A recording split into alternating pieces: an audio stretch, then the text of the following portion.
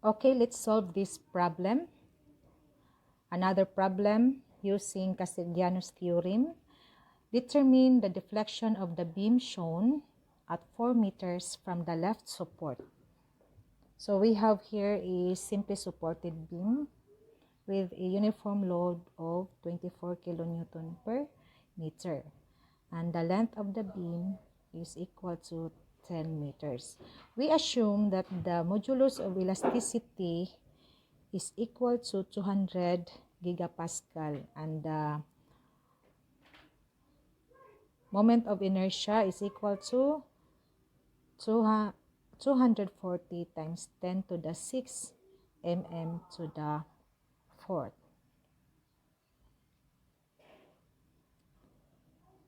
Okay, so using Castigliano's theorem, in getting the deflection, you have this formula. That is the integral of the partial derivative of moment over the partial derivative of the load P times moment over EI times dx from 0 to L. So this is the formula we are going to use in the problem using Castigliano's theorem. Okay, so in solving this problem using this method, we have to place a load P at the point where the deflection is required. So in the problem, we are going to determine the deflection at 4 meters from the left support. So if this is our support A and this is our support B. So 4 meters from left support, so let's assume that this is the 4 meters from the left support. So from that, we have to place our load P. So that is 4 meters from the left support and it is 6 meters from support B. Okay? Then, we have to compute the reaction. So we highlight this one as our R1 and this is our R2.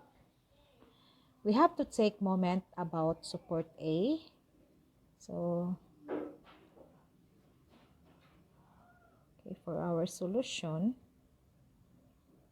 we have summation moment at A is equal to 0. So you have 10 R2 minus 4P minus 24 times 10 times 5. Okay, equal to 0. So our R2 will be equal to 4P plus 1,200 divided by 10. We can simplify this. So we can have 2P over 5 plus 120. So this is our R2.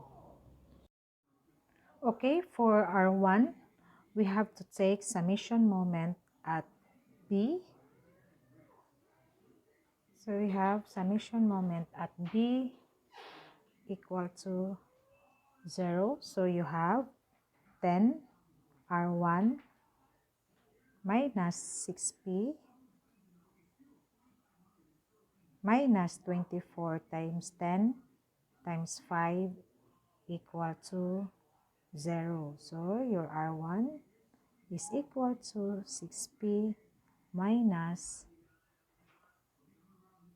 okay, plus 1,200 all over divided by 10. Then we simplify this. We have 3P over 5 plus 120 20. So this is our R1. To check if our reactions are correct, so we have to,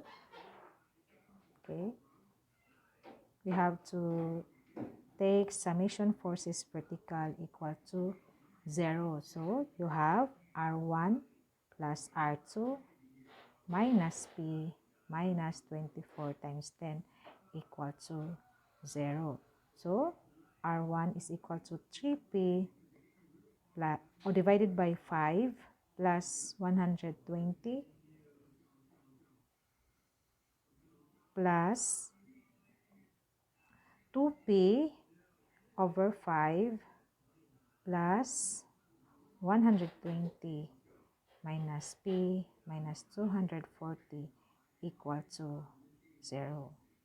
So 3P over 5 plus 2P over 5 equal to 5P over 5 plus 120 plus 120 equal to 240 minus P minus 240 equal to 0. So 5 over 5 will be equal to 1. So you have P plus 240 minus P minus 240 equal to 0. So P minus P equal to 0.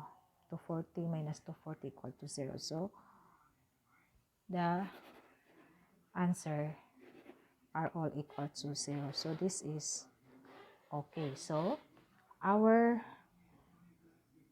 reactions are correct. So R1 and R2 are correct.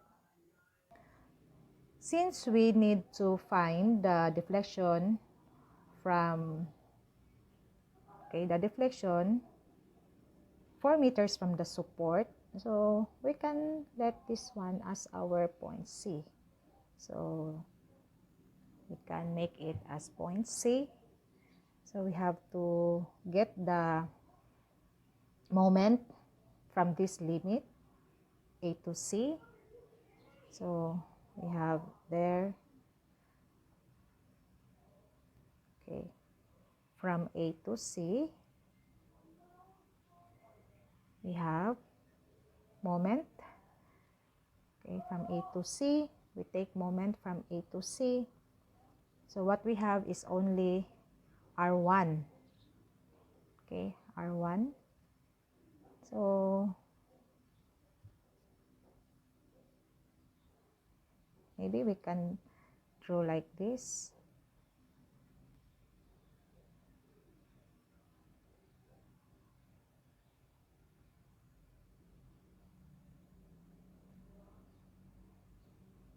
This is our point A and this is our point C. This is your R1 and this is 24 kilonewton per meter and this is your X. So we will cut at that point. So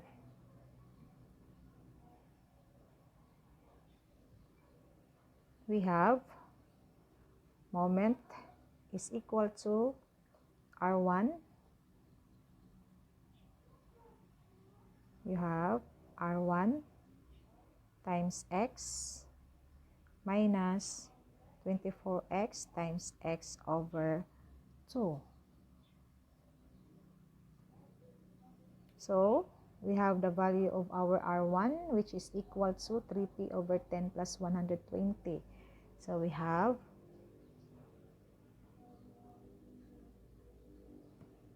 R1 is equal to 3 over 5. This is 3 over 5. So we have 3 over 5P plus 120 X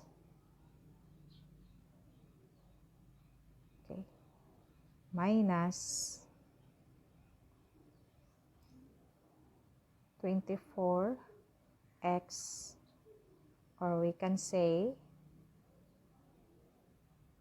so we have 12, so we have 12 X squared. So you have to distribute, you distribute or multiply X by this term times 120. So you have 3px over 5 plus 120x minus 12x squared. So this is now our value for our moment. Okay, so you have 3px over 5 plus 120 x minus 12. Then, for the partial derivative of the partial derivative of moment over the partial derivative of p, so we have to look at only the term containing the p. So we have only 3x over 5. Okay? So for the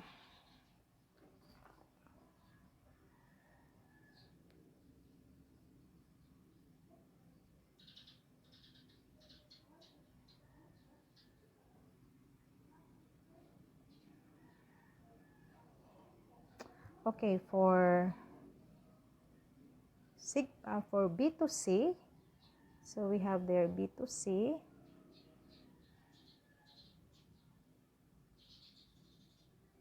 Okay, you have that one from B to C.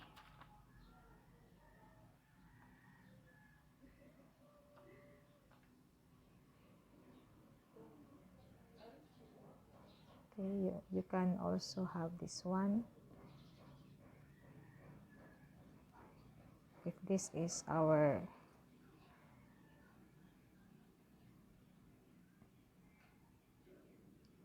you can cut also at this point. So this will be your R2 and this is from 0 to x. So you have 24 kilonewton per meter. So you can cut in that way. So when we take the moment, this is from B to C.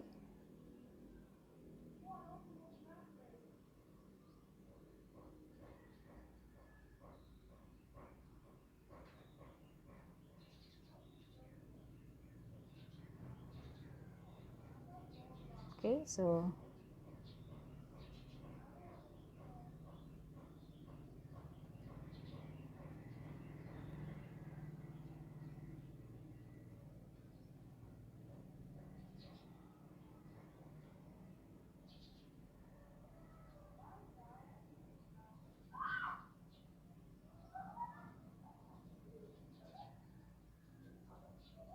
from B to C, the moment is equal to R2x. Okay, R2x minus 24x times x over 2. So you have R2 is equal to 2p over 5 plus 120. So 2p over 5 plus 120 x minus 24 x squared over 2. So we can simplify this one. We will distribute the x value to the equation. So you have 2px over 5 plus 120 x minus 12x squared. So you have 2px over 5 plus 120. Okay, so we can stop there. So this is our moment, 2p x over 5 plus 120x minus 12x squared. So for the partial derivative of moment with respect to the partial derivative of p, you look at the term in the equation having p. So it's only 2x over 5. So we will substitute this. So our formula, so we have our formula, this one. Okay, so we can say, so we have to we have to put the AI to the left side together with the deflection. So we can write like this: AI times the deflection. Okay, so from A to C, the limits, okay, from A to C, the limit is equal to, okay, that is from 0 to 4. Okay, so you have, for the moment, 3px over 5 plus 120x minus 12x squared. So you have 3px over 5 plus 120x minus 12x squared. Then times the partial derivative of moment divided by the partial derivative of p, which is 3x over 5. So multiply it by 3x over 5. So I guess I have to write this in this way. I write this closer, plus 120x minus 12x squared.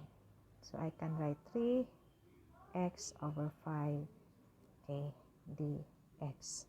Then another, we have from B to C, so you have moment is 2px over 5 plus 120x minus 12x squared. So we can have, that is from 0 to 6. So you have, okay, from 0 to 6. So you have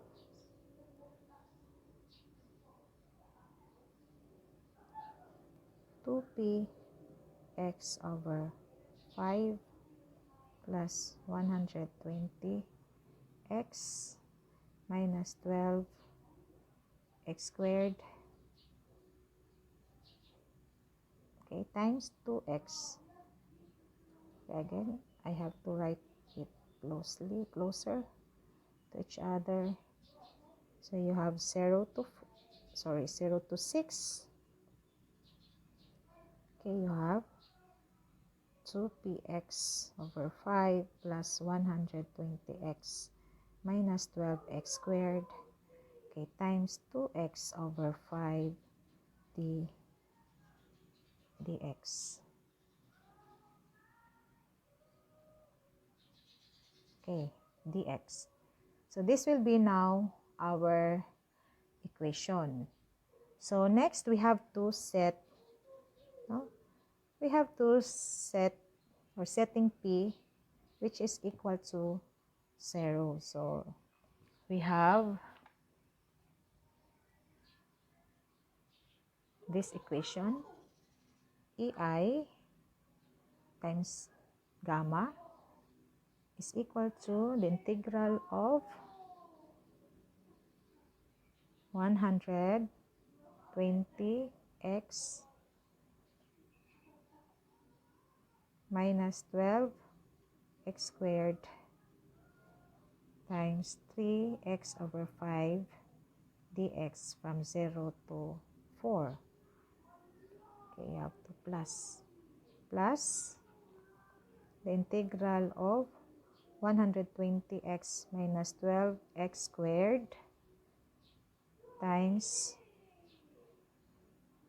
2x over 5 dx from 0 to 6. So we have this one, setting p as equal to 0. Okay, so we have this one. Then we have to simplify. We have ei times gamma. Okay, so the integral of, so we need to, this the equation will be in the form of u to the n du. So the integral of u to the n du is equal to u to the n plus 1 over n plus 1. So what we have now is equal to,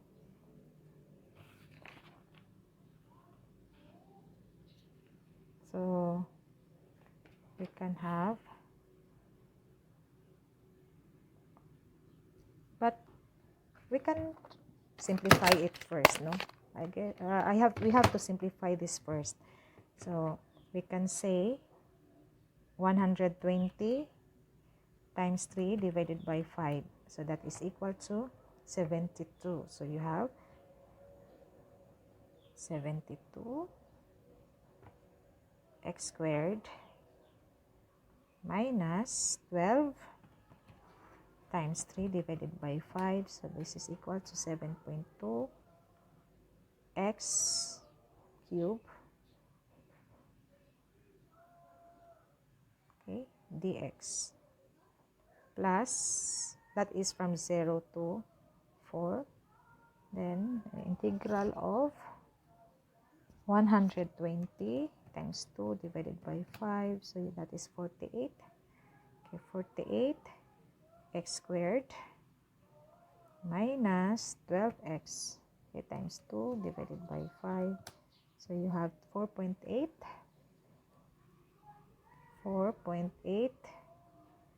x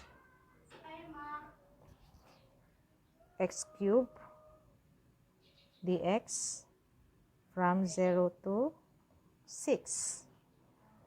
Okay, so we can get the integral of this equation. So we have now 72 x cubed over 3 minus 72 x4 over 4 from 0 to 4 plus 4, okay, 48 x cubed over 3 minus 4.8 x4 over 4, okay, from 0 to 6. So we have 24, 72 divided by 3, okay, that is 24, okay, 24 times, so that our x value, that is 4 to, from 0 to 4, so we have 4 cubed minus 0 minus 7.2 divided by 4, so you have 1.8, so you have 1.844 minus 0 plus 48 divided by 3, you have 16, so you have 16, 6 cubed minus 0 minus 4.8 divided by 4, so you have 1.2 times 6 to the 4th minus 0. So you have 4 cubed times 24 is equal to 1536 minus 4 to the 4th times 1.8. So this is equal to 460.8 plus 6 cubed times 16. So that is 3456.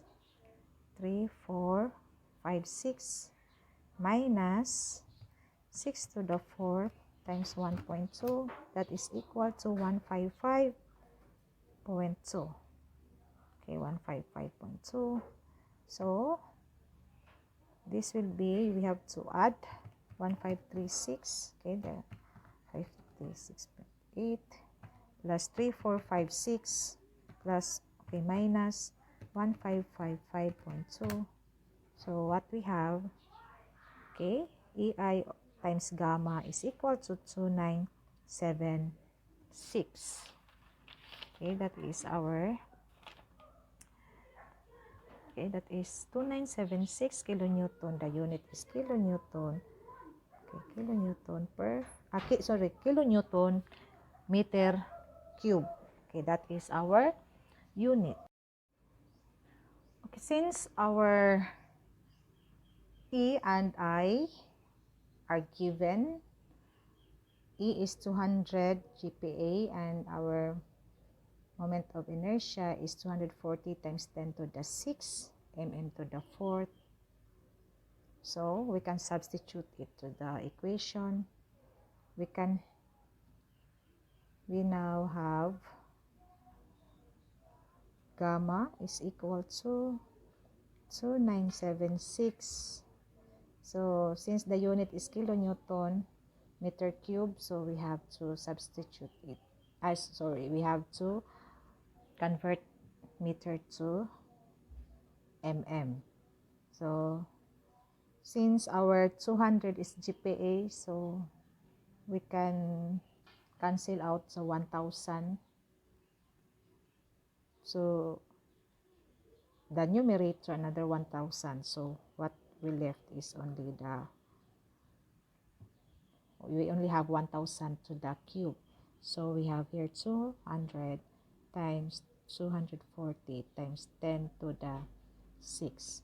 So therefore, our deflection will be 2976 times 1,000 to the cube divided by 200 divided by 240 raised to the power of 6. So we only have 62 mm. So this is again our answer. Thank you.